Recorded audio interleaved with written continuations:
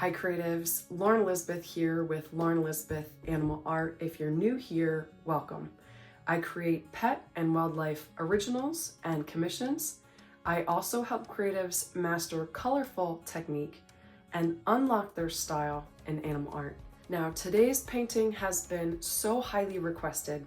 Thank you for your patience, horse lovers out there. So if you're trying to make your horse paintings more colorful and realistic, or your pet portraits that way, I think this tutorial is going to be so helpful. I'm going to cover the techniques I used, my color methods, and how you can use analogous colors, how you can use complementary colors, how you can capture contrast to really make a well-balanced, colorful pet portrait. Now, in case you missed it, I announced my Be Free Painting and Walking Challenge. That begins on June 1st. Over 100 of you have already registered for this challenge, and the full step-by-step tutorial of this horse painting will be one of 4 free tutorials that I'll be providing, along with a Walking for Beginners breakdown. I'll post the prompts on June 1st so you can do your own thing if you want, or you can follow the tutorial. I find that just 10 minutes of walking is enough to boost creativity, boost joy, boost your energy. This has been a huge part of my creative practice. So mamas, dads, students, creatives of all kinds, if you want to paint without limits, step into nature and let your mind free, I encourage you to register. There's a link in the description down below. Let's get into this painting.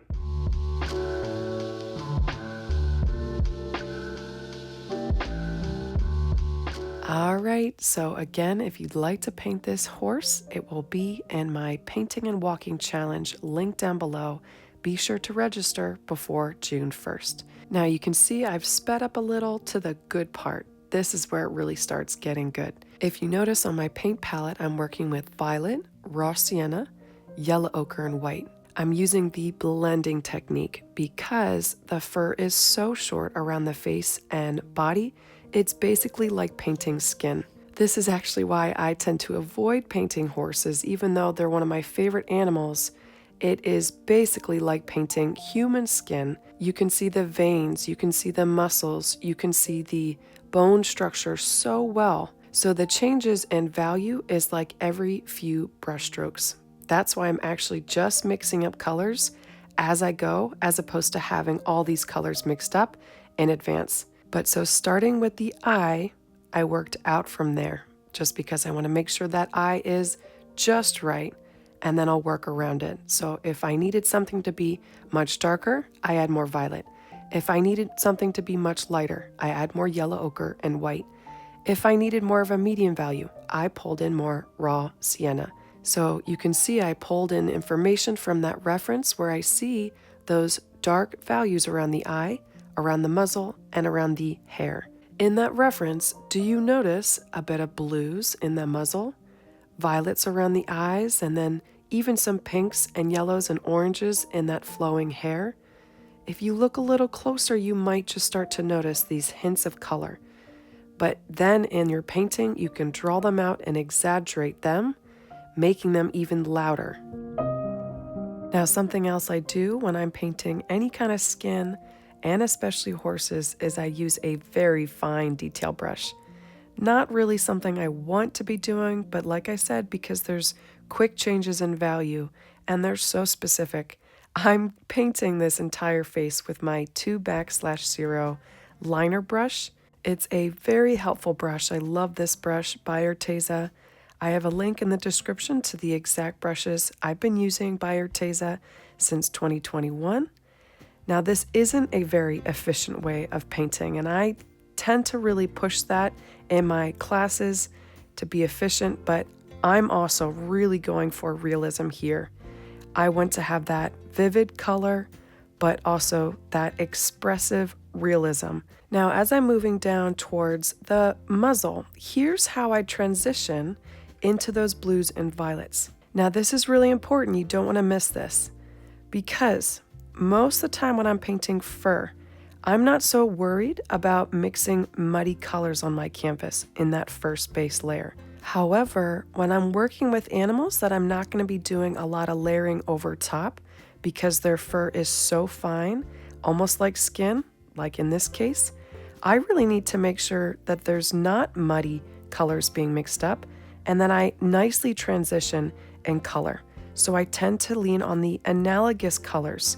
Those are colors on the same side of the color wheel, like pink, like purple. So that's where I moved from purple to a pink and also purple to blue around the muzzle. And then more easily blend from a darker blue, indigo color, to a lighter blue. And that's what I'm doing in those lighter areas on the bottom of the muzzle. You see, I'm really not relying too much on the layering technique with horses. What I'll do is really get that first 1 or 2 layers, basically 1 layer just right.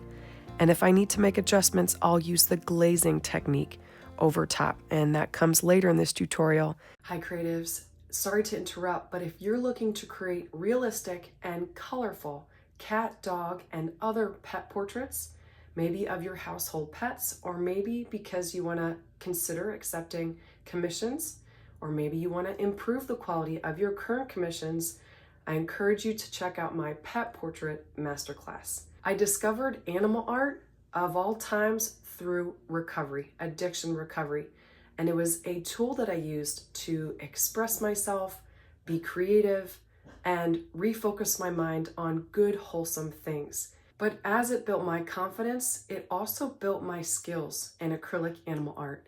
And now that I'm a much healthier version of myself, a mama, a full-time artist, I'm sharing all these techniques, these methods, and this rhythm of well-being with my students. So if you're interested, or if this would bless somebody you know, I have a link to the Pet Portrait Masterclass down below. Guys, let's get back to this painting. And now for the body. This was a fun technique. I think this was my favorite part of the whole painting. I didn't make any lines indicating where that musculature is around the throat. I wanted to show creatives how easy it is to find those lines to indicate the indents and the muscles by the information we can take around those body parts. So I mixed up similar colors as the face, my purples, my browns, my golden colors. I finally switched to a larger brush, my favorite size 8 Arteza cat's tongue brush. I applied a medium value base, working very efficiently so that I can then blend in those darker lines over top. I started blending the darkest shadow first, right around the throat, using the same darks that I have around the eyes, and that's with raw sienna and violet. I brought that straight down along the chest. Then I found that very subtle line directly behind that front ear, brought it all the way down to that chest to create a V at the bottom. I also bulked up that line where there's just a slight turn, slight contraction in the neck, right along the jaw. Because I was applying the blending technique, those darks became a bit lighter. Now I go back again and darken them up with a detail brush. I'm using my size 1 round brush, making sure though, right directly around the throat, that I leave a little gap for the little Adam's apple that sticks out just slightly. Once I've applied the darks, then I apply the lights, the very lights. So I mixed up yellow ochre and white. Because that light source is really strong from behind the horse, there's going to be this beautiful, vibrant glow around the horse. I love painting animals references with this. It's just so much fun. But on the horse, like internally, those aren't going to be as bright because it's not getting as much light. So I made sure that the highlights that I added on the top of the neck weren't containing as much white. But as I moved down along that shoulder, then I did add more white because there is light also hitting the body. Now, as I painted that body, I started preparing for that hair that's very dark and creating a bit of a shadow on the back of the neck. So that's where I blended in some of our beautiful browns, that mixture of violet and raw sienna, blending that into the medium value, raw sienna and yellow ochre. That's like the dominant color here that I went with, yellow ochre and raw sienna.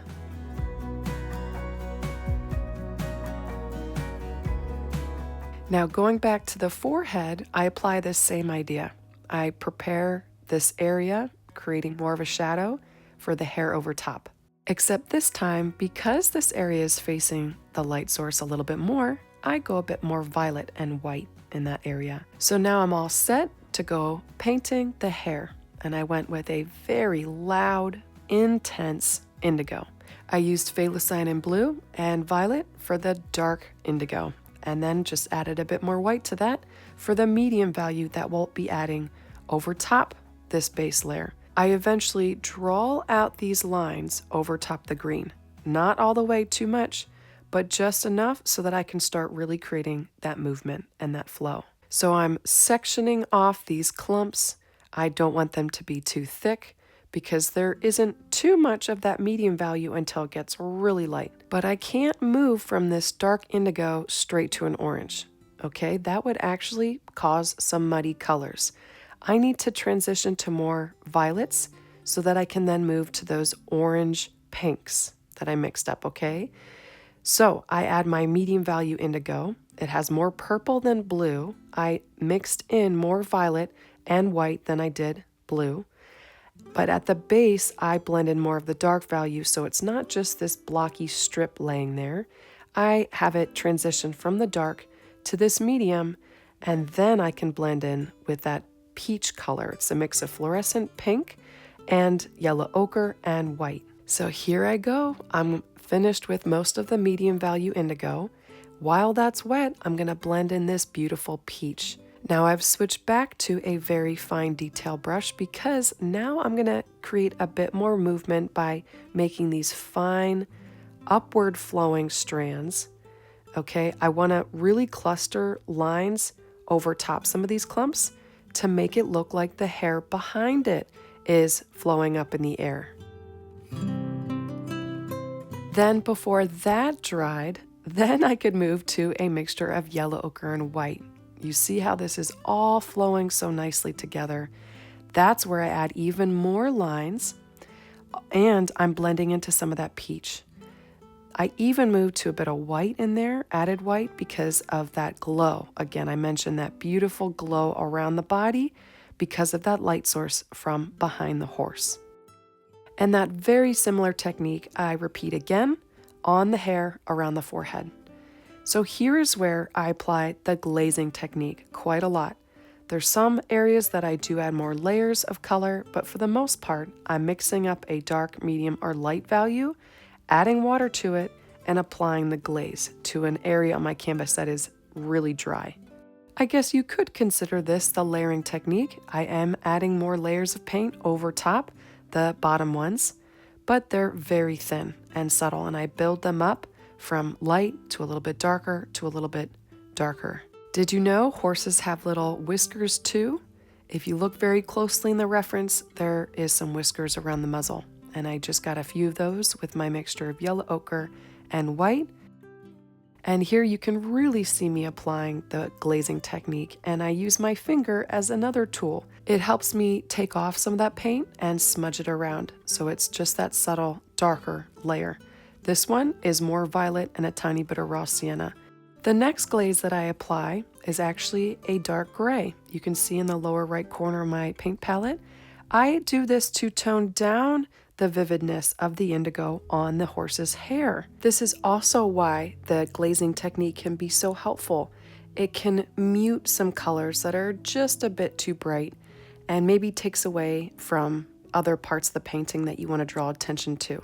Now I am almost finished, but at this point in the painting process, I'm often not looking at the reference and just going with the flow and seeing where creativity takes me. I actually end with little dabs and accents of purple. This is something I like to do at the very end. A few touch-ups here and there, adding a bit more fur that's overlapping the neck, and I'm done. Guys, I hope you enjoyed this tutorial. Make sure you register in the link down below. I'll see you next week. Bye.